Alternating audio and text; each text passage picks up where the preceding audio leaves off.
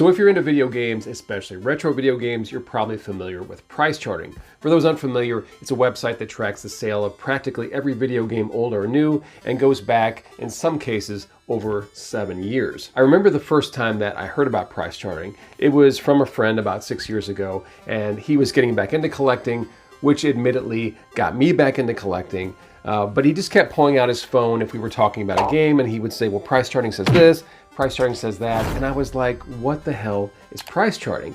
And I very quickly realized that it's something that I should take that site and put it on the home screen of my phone, and I've been using it almost daily ever since. But recently I sold a game and I lost money, and it was a game that I used price charting to buy over 1.5 years ago. So what happened? How did price charting get it wrong? Well, let's find out.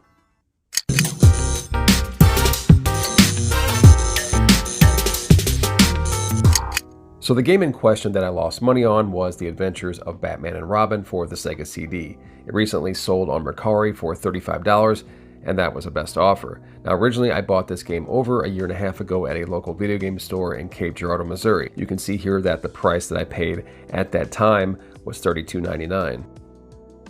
Now, to be perfectly honest, I had no intention of keeping that game. I just wanted to help out the store. I also had a convention in a couple months, and I thought it'd be something I could put on my table and then make a few bucks in the process. Now, price charting had that game listed at that time for $47. So I thought it was gonna be a win-win for myself and the store. But that game didn't sell at that convention, and it didn't sell at the next convention. So I put it on Mercari, where it sat for over 6 months until I got that offer for $35.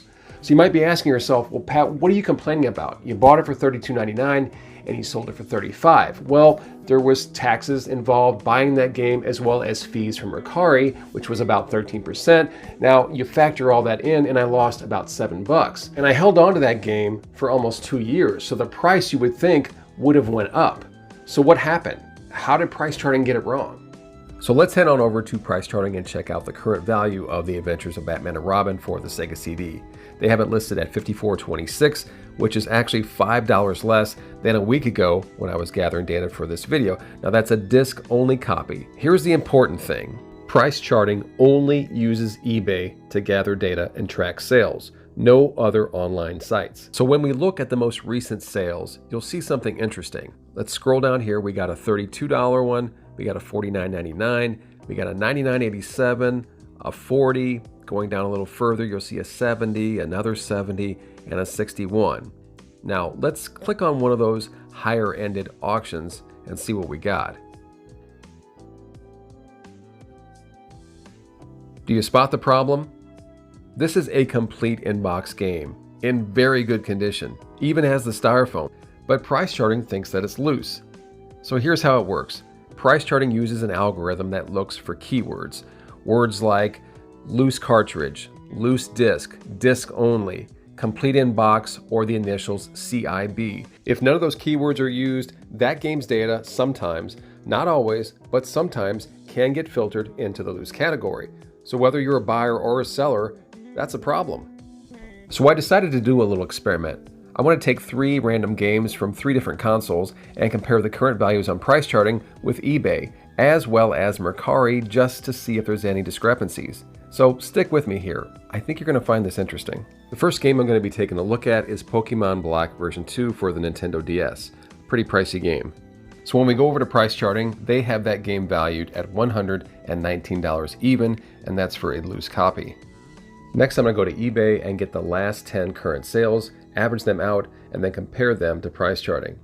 So if I type that in, go to completed listings, and then just look at legitimate loose sales. Now when I total those up, it comes to $1218.92 divided by 10, we get an average of $121.89. So pretty close to price charting. Next, I'll go to Mercari and do the same thing, and the total comes to $1121 with an average of $112.10, which is understandable. I mean, Mercari is a smaller site than eBay, but so far, price charting came in right in the middle of both sites.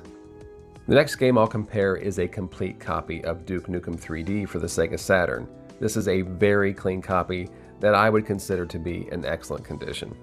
The price charting average for a complete copy is $81. Totaling up the last 10 sales, we get a total of $926.93 with an average of $92.69, which is noticeably higher than price charting. Now let's check Mercari. Only 9 sales, which, yeah, that's fine. We'll take what we can get. Total comes to $707 with an average of $78.55. Again, quite a bit lower than eBay, but no surprise. So what was the reason for the $11 difference on price charting versus eBay? Well, I did notice that price charting doesn't have a March 3rd sale of $80, and I get that. It could be just that it's late in getting that factored in, but they also missed 2 higher sales of $110 and $119.99. Now, I'm not sure why, maybe how the description was worded, but I think it just shows you how inconsistent price charting can be. So the final game I'll be checking out is TMNT Hyperstone Heist for the Sega Genesis, another copy in very good condition. We go over to price charting, and they have a loose cart average of $90.50. Wait a second, something's not right here. All right, we'll get back to that in a minute. Now going over to eBay, the last 10 sales total $477.94 with an average of $47.79. Wait, what? So let's compare Mercari. Last 10 sales there are at $550 with an average of $55. All right, so clearly we have a problem here.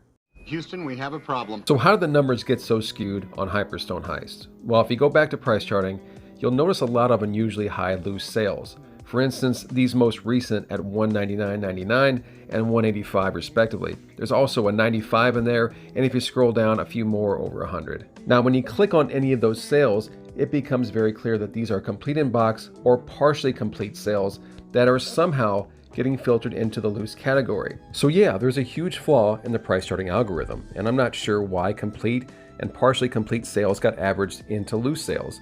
For other games, it seems to know that even though cartridge or cart only wasn't in the description, that these were complete games. And obviously this has to be affecting the current high values of retro video games. But it begs the question, how many other games are price charting off by $40?